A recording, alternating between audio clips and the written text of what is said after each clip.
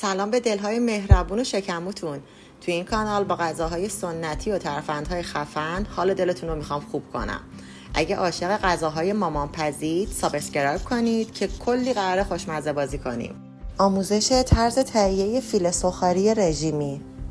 مواد لازم: 2 عدد سینه مرغ، 250 گرم پودر سوخاری، 200 گرم آرد سفید یا گندم، 1 لیوان شیر، 2 قاشق چایخوری نمک، 1 قاشق چایخوری فلفل سیاه، 1.5 قاشق چایخوری پودر آویشن، نصف قاشق چایخوری زردچوبه، پودر پاپریکا 2 قاشق چایخوری، 2 قاشق چایخوری پودر سیر، 3 عدد تخم مرغ.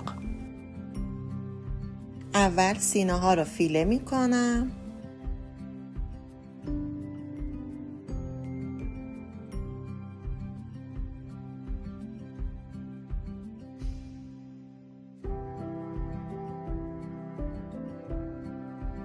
و با گوشتکوب کمی میکوبونم تا بافتش باز و نرم بشه.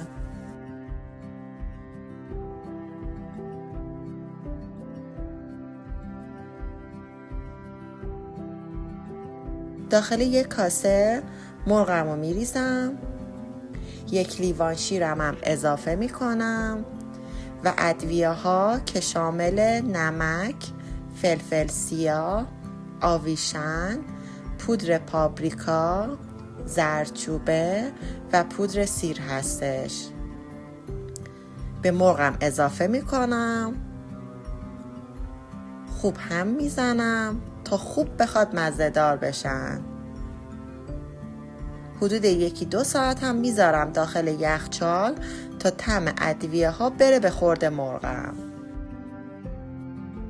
بعد از این که یخچال در آوردم مرحله سوخاری کردنشه. اول فیله ها رو داخل آرد سفید میغلطونم تا آرد خوب بهش بچسبه.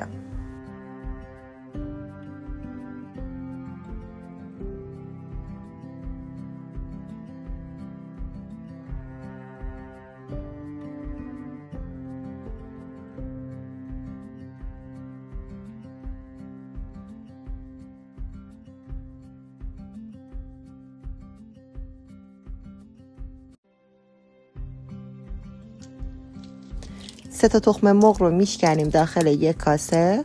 بعد با چنگال یا همزن برقی حسابی همش میزنیم تا کف کنه و بافتش باز بشه.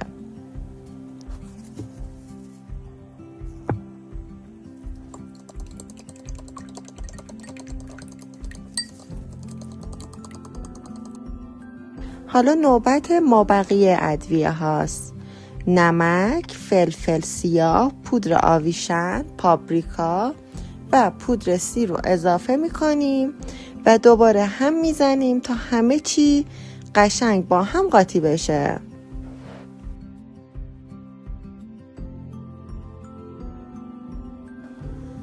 فیله ها رو بعد از آرد داخل تخم مرغ میذارم و در آخرم داخل پودر سوخاری قشنگ میغلطونم تا کامل پوشیده بشه.